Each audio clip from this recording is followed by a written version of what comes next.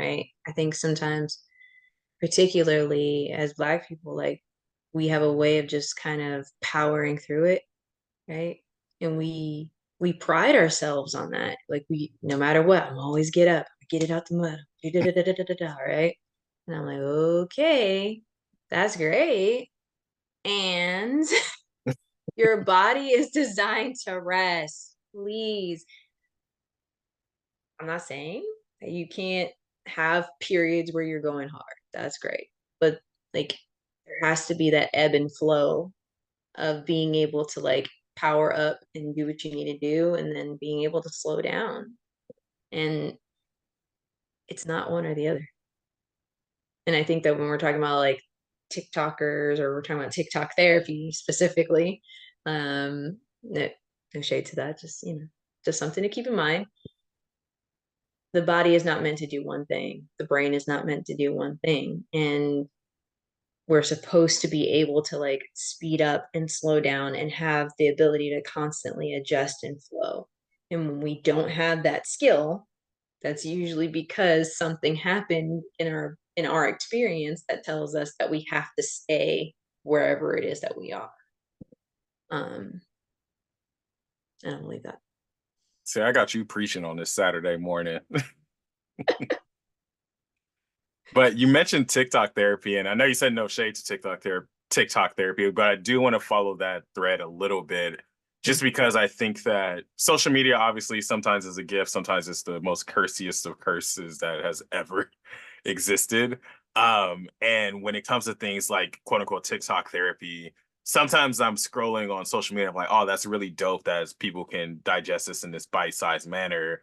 But then the other side of my brain, sometimes if I scroll and a few other posts, I'm like, ooh, this person is not qualified to be just giving y'all this mumbo jumbo about what they're quantifying as therapy. So from your perspective, obviously you're not speaking for all therapists everywhere, but as someone who has some more experience in an educational way and more experience in a practical way within the realm of therapy, what is your opinion on like TikTok therapy or just how people get a lot of their mental health tips or tricks from social media?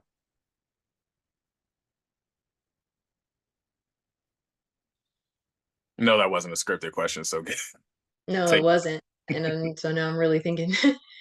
um,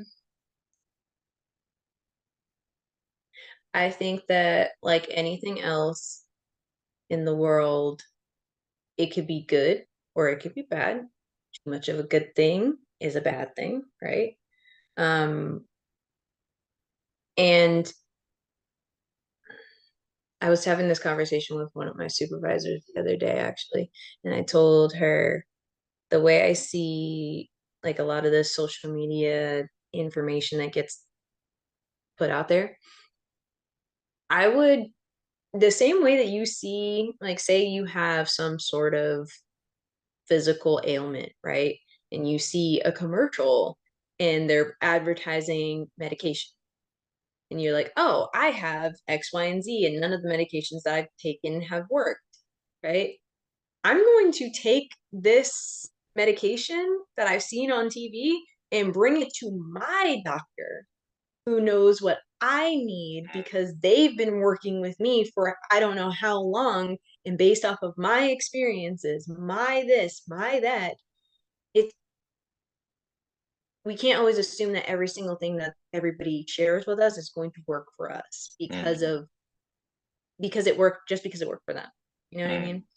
mean? So I would say take what you're seeing. If you like something that has popped up on your feed or whatever, and you think that it's interesting, I would say, okay, if you have a therapist, share what you've seen with your therapist and be like, hey, I think I'd like to try X, Y, and Z.